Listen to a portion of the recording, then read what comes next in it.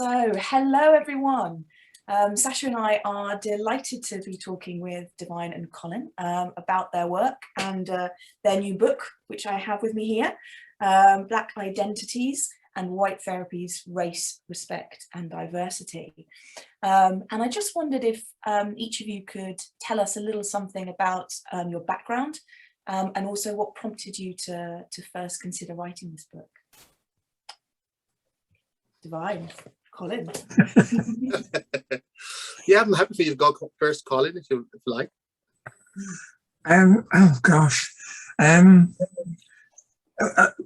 terms of background, Ruth, I'm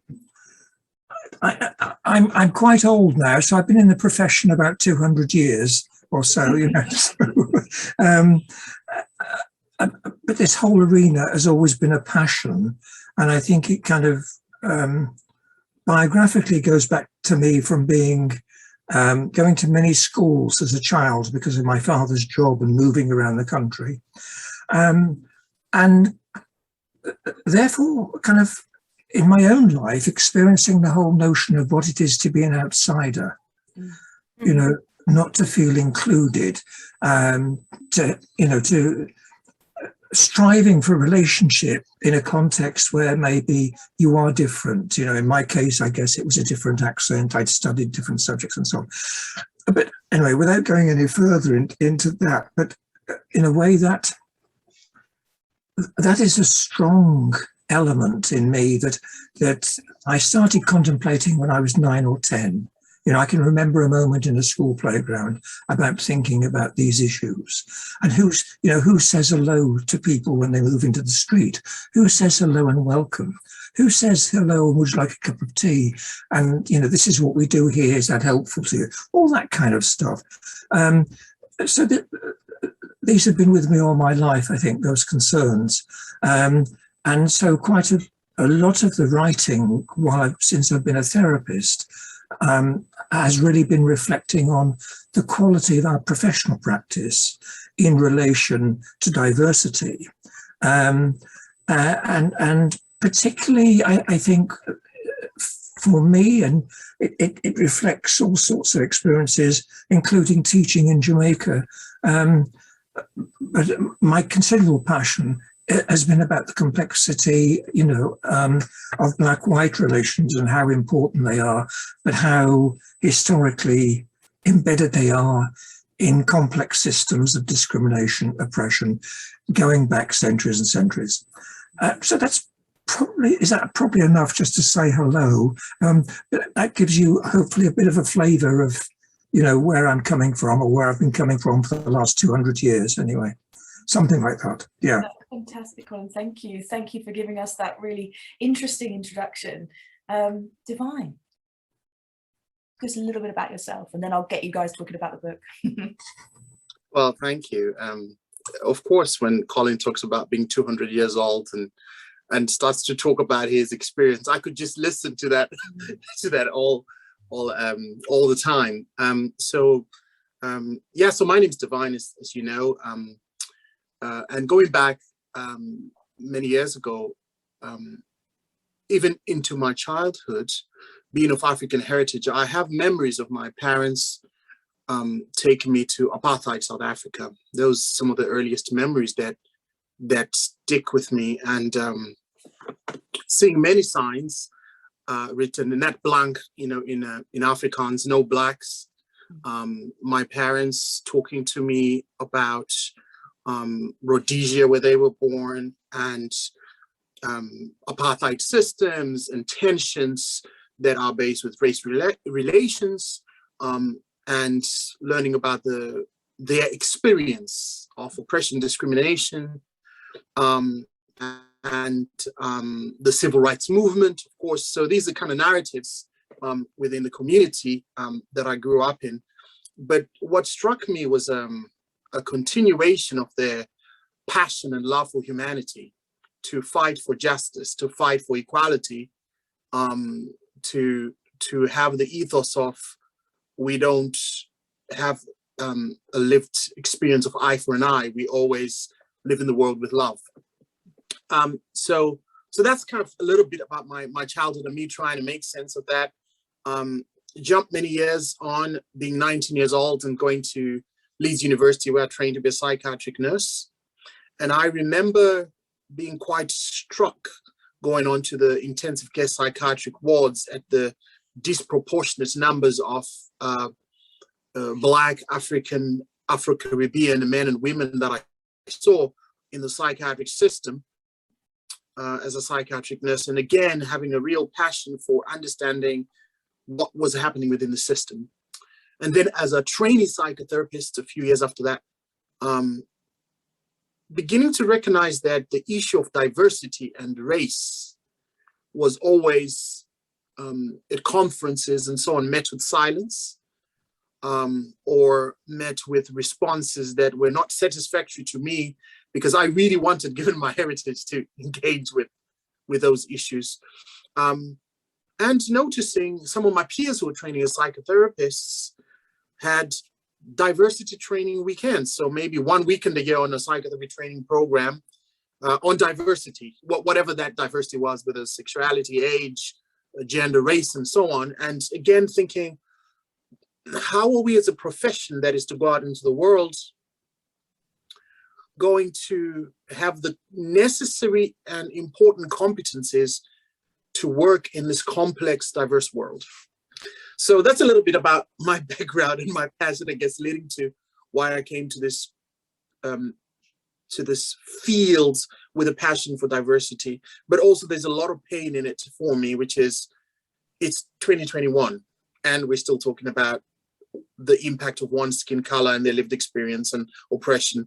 And there is still not enough being done in our field and research with relation to issues of diversity. So that's a little bit about me saying hello. That's brilliant. Thank you both for that really informative and like passionate and emotional hello. I really appreciate that.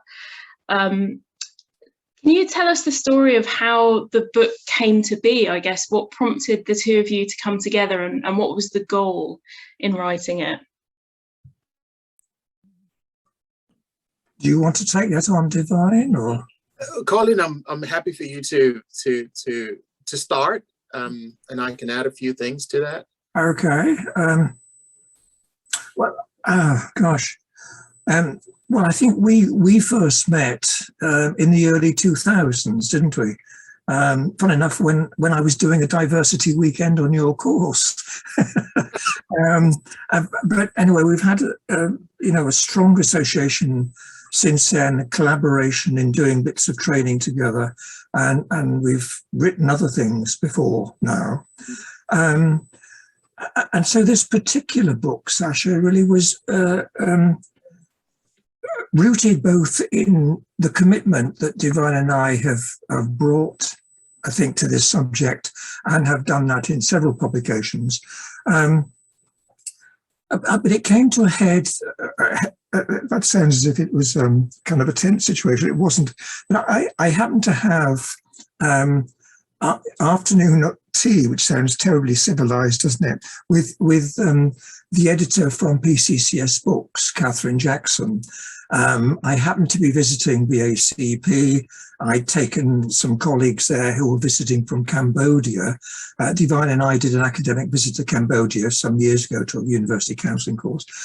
Anyway, I'd taken them to BACP, and then I'd arranged just to meet Catherine for afternoon tea.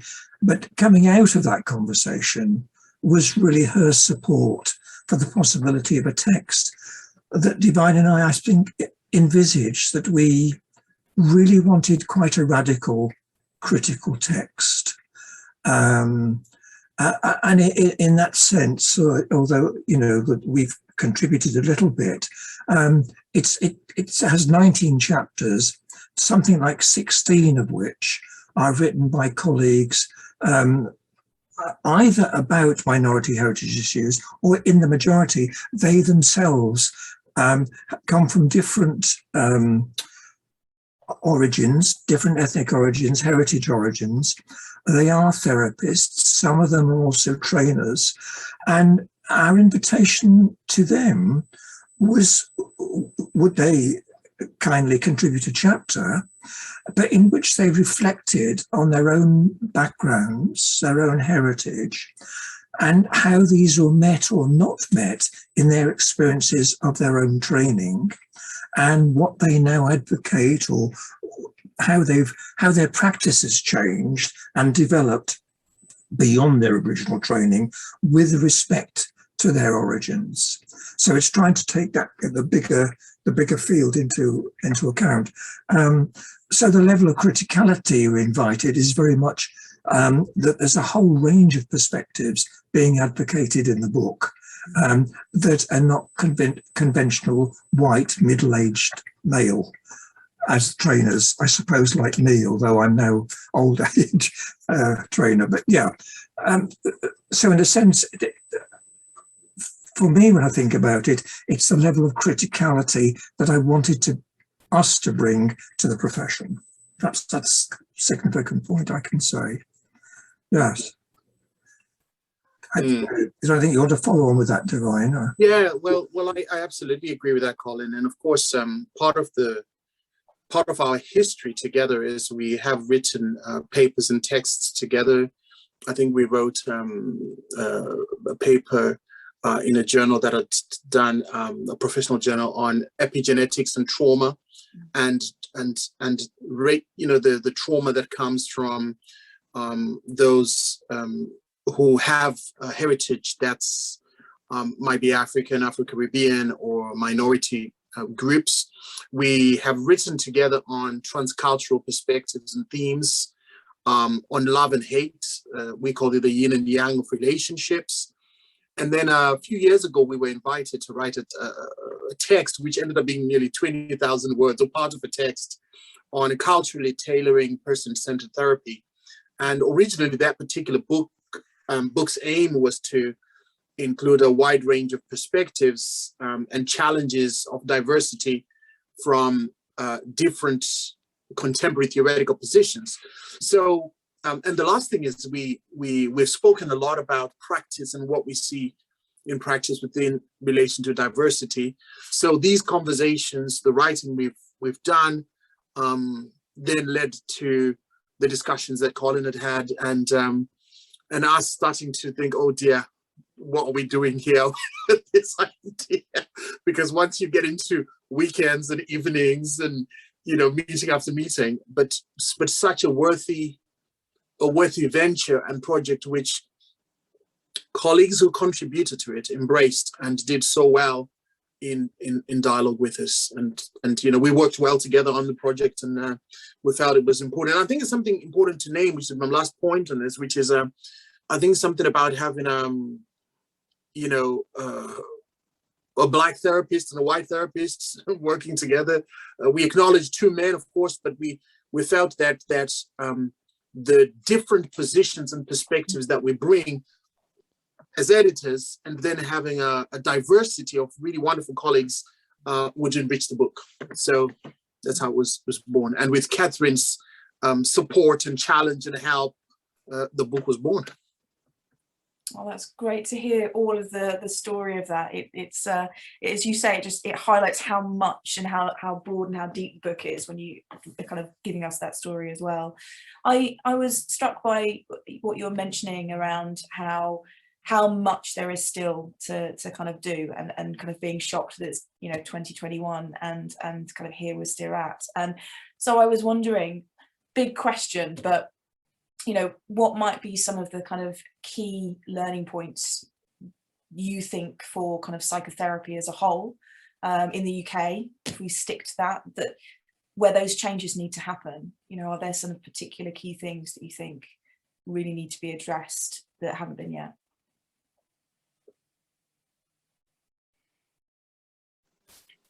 Colin, do you want to go first? I think it's time to change the patterning now.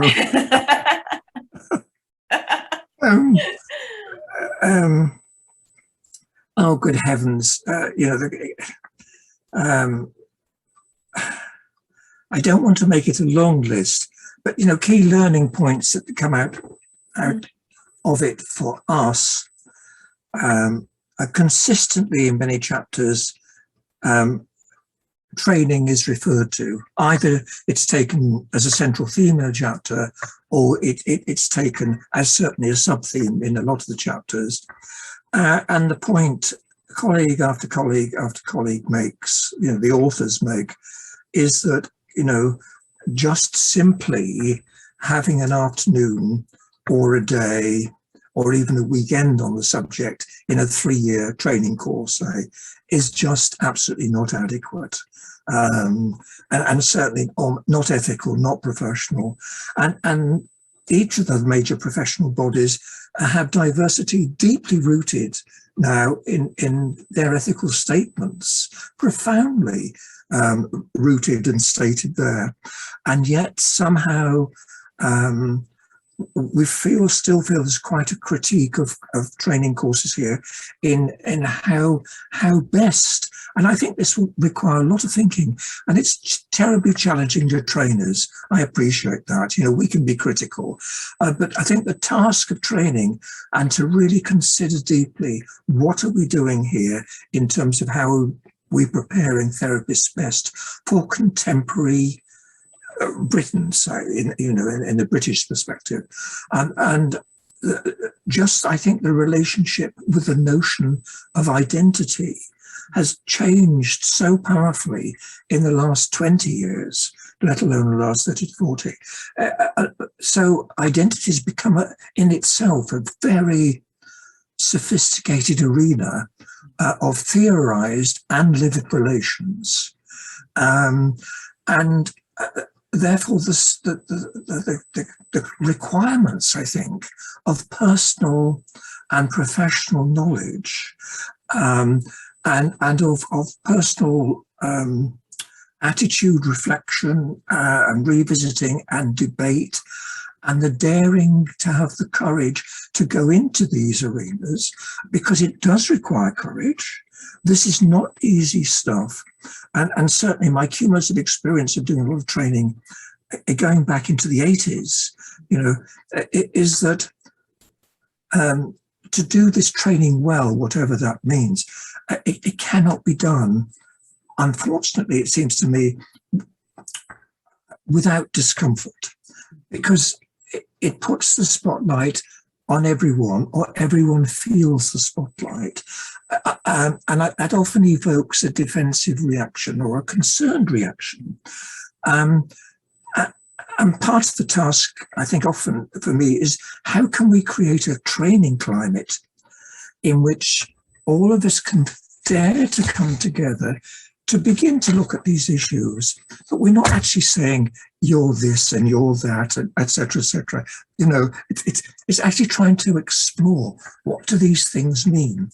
And it's easy saying all this, but I think I don't underestimate the challenge to trainers, but certainly we hope that some of the training ideas in the book give additional ideas, additional resources, additional ways of approaching this work that I think are terribly, terribly important and could be a tremendous contribution.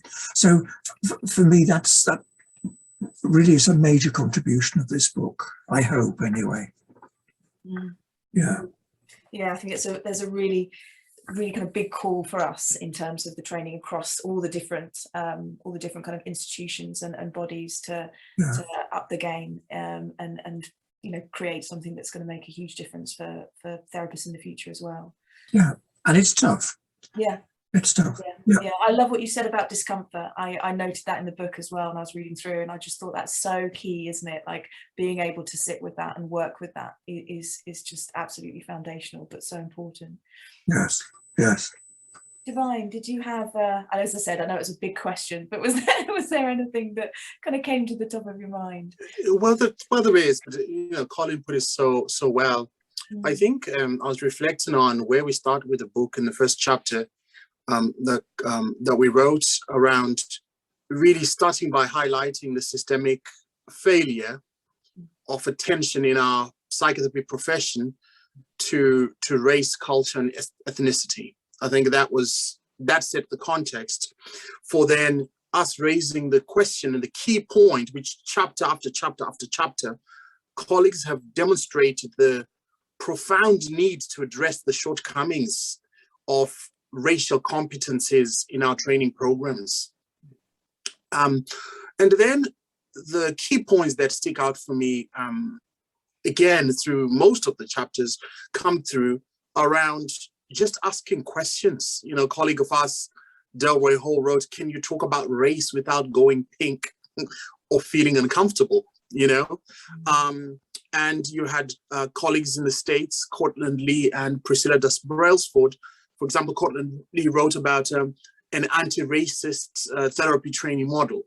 To begin to answer this, and Priscilla Brailsford wrote about the impact of microaggression, of constantly being asked, "Where are you from?" and the impact of racism. So colleagues begin to address, offering really key points. Dwight Turner, another colleague, spoke about privilege. And then the book itself, we dedicated to a colleague, Lennox Thomas, who wrote about the importance of looking at issues of race, diversity in the psychodynamic, psychoanalytic traditions. Other colleagues are looking at faith and spirituality in our profession. So that raises a lot. And I suppose the last key point I wanted to point to is I really believe that a lot of what influences our profession is research, whether it is practice-based evidence, so this kind of what we learn from the cases we work with, or whether it is primary research. And so we wrote a chapter, I think it's chapter 17, myself and Colin, on the importance of decolonizing the research curriculum, because we felt that's really important to dovetail not only the practice with research, but also the training within class and in practice. So for me, those are really key points. And of course, one that's on my heart, which Colin's already said, is a diversity weekend is not enough. I think years ago, I presented a paper called "A Diversity Weekend is Not Enough." And the last, I think, Colin, we had on our chapter on decolonizing the curriculum, had originally the title Carl Rogers, Sigmund Freud, Anna Freud, Aaron Beck, and others did not live in the UK in 2021.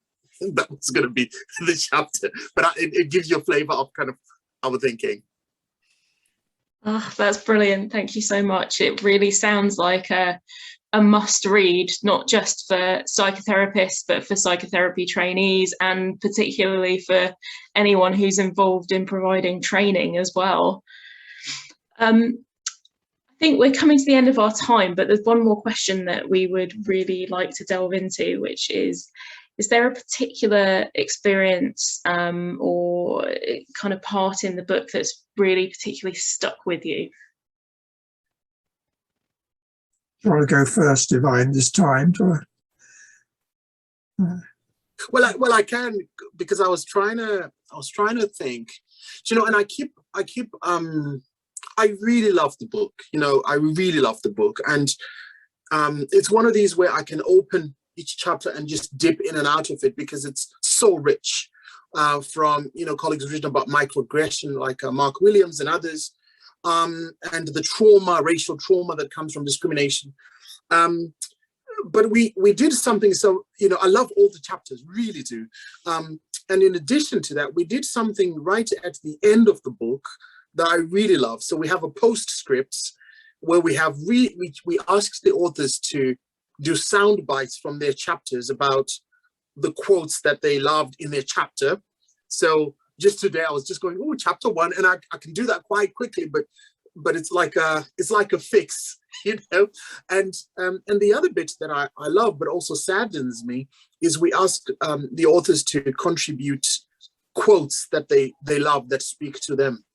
And it wouldn't be a proper interview, would it, if I didn't read one of my favorite, which will only take a second. But there's many, you know, so I'll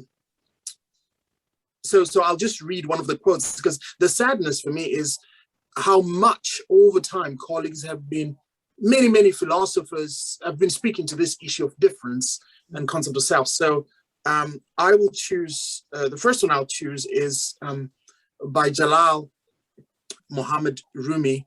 And it says, yesterday I was clever, so I wanted to change the world. Today I am wise, so I am changing myself. And I felt that's really, really powerful. And I really love that. And the last one, of course, which I have to read something about love, haven't I? So, given that I started this conversation talking about love, is love is all we have, the only way that each can help the other. Thank you. Thank you so much. Colin, how about you? It's funny, Divine. I was going to say exactly the same thing. You know, that in a way, all the chapters are there, that there's so many points, so many learning points in each of them. So many different aspects are considered.